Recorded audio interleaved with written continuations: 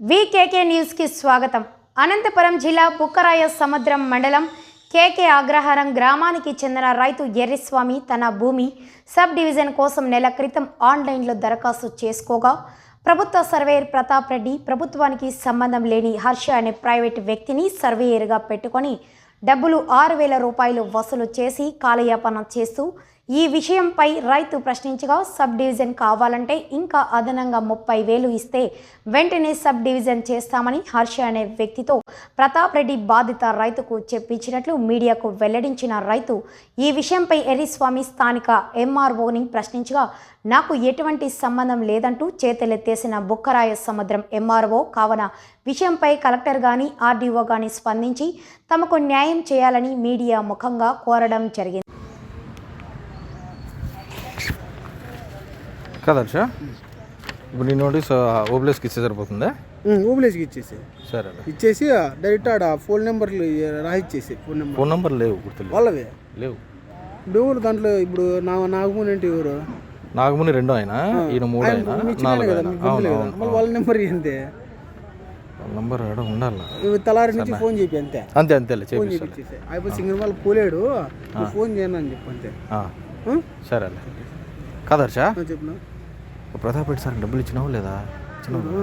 అదే మళ్ళీ ఏ నోటీసులు అవి మళ్ళీ రాలేదు అది అంటే ఇచ్చినావు, సార్కి ఇచ్చినావు కదా? చెప్పినా సార్కి చెప్పిన.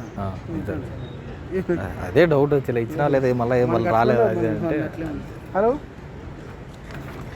నా ఇప్పుడు నాకు ఇంత ఉందే ఒక గంట కింద అర్ధ గంట ఇప్పుడు మనకి ఇప్పుడు మన దాంట్లోకి మన ఫోన్ మాట్లాడుతుంది దాంట్లోకి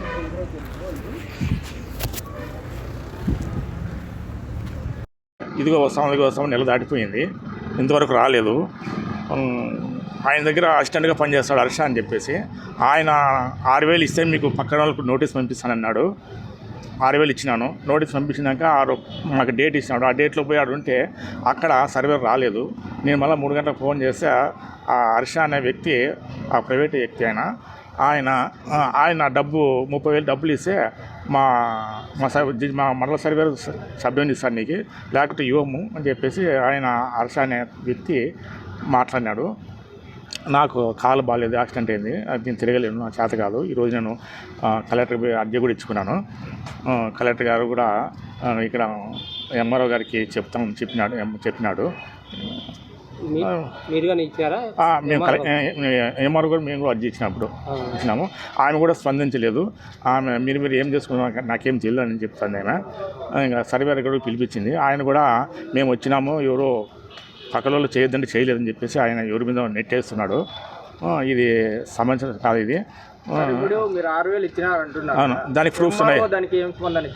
ఆయన మీరు ఇచ్చినారు లేదో నాకేం తెలుస్తుంది. అది ఎంఆర్ఓకి సంబంధం లేదన్నారా? ఎంఆర్ఓ నాకు సంబంధం నాకు తెలియదు నిందేమో. మేము రికార్డు చూసినా కూడా మాకు తెలియదు నిందేమో. రికార్డు మా దగ్గర రికార్డ్స్ ఉన్నాయి మాకు.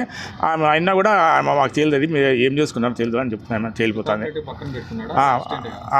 ప్రైవేట్ ఇప్పుడు ఆ హర్ష అనే వ్యక్తిని అతన్ని కంటిన్యూ చేస్తున్నాడు. అమౌంట్ కూడా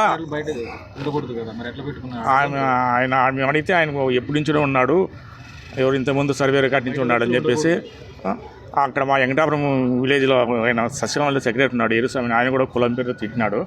మేము పోయి మేము చెప్పినాడు, నీకు యాక్సిడెంట్ నిలవలేనయా, నేను ఎస్సీ అంటే ఎస్సీ ఏదైనా మా దగ్గర ఏదైనా కొమ్ములేసిన అన్నాడు. అయినా కూడా నేను పట్టించుకోలేదు సార్, నేను లేదా ఎందుకంటే మా పనులు జరగలేదని చెప్పేసి నేను సైలెంట్గా వచ్చేసినాను. మీరు ఆయన మీద కూడా చర్య తీసుకోవాలా. ఇప్పుడు మాట ఎంతో తెలిసిన వాళ్ళకే ఇట్లా కులం పేరు తిడితే ఇంకా అమాయకులు వాళ్ళ మీద ఎంత సతాయిస్తారు, వీళ్ళు వాళ్ళ మీద చర్య తీసుకోవాలని నేను చెప్తున్నాను.